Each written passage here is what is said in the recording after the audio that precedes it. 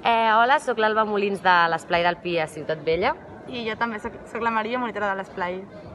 Aquest vídeo és per informar una mica perquè vam decidir tirar les colònies com a esplai endavant, tot i la situació sanitària actual. I el motiu és que ens vam veure dubtoses a l'hora de fer-ho, però al final vam decidir tirar-les endavant, ja que els nostres infants també necessiten salut mental, com són les colònies en l'àmbit del lleure. I vam apostar per això perquè, si no, volia dir que teníem un grup de 65 infants que o es quedaven sense colònies i per tant es quedaven a casa o s'anaven a entitats privades de lleure, i nosaltres apostàvem per un lleure sense ànim de lucre com és un esplai o un cau.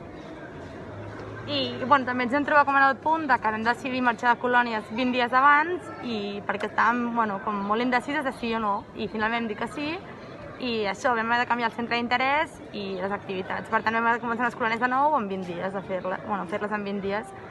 I les colònies en general han sortit bastant guais, sí que han sigut diferents respecte als altres anys, perquè nosaltres marxem tots junts, marxem tots junts des de 5 fins a 17 anys, i sempre potenciàvem que les colònies que estàvem tots junts fessin grups barrejats, menys el Bona Nit, que el Bona Nit sí que era per grups.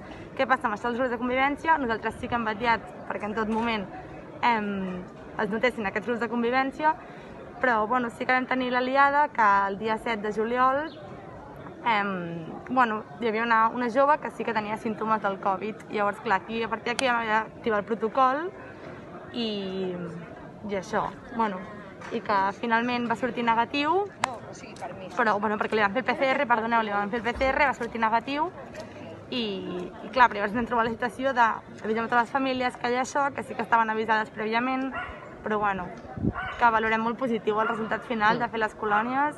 Creiem que han sigut superimportants i han anat superbé tant per nosaltres com pels infants.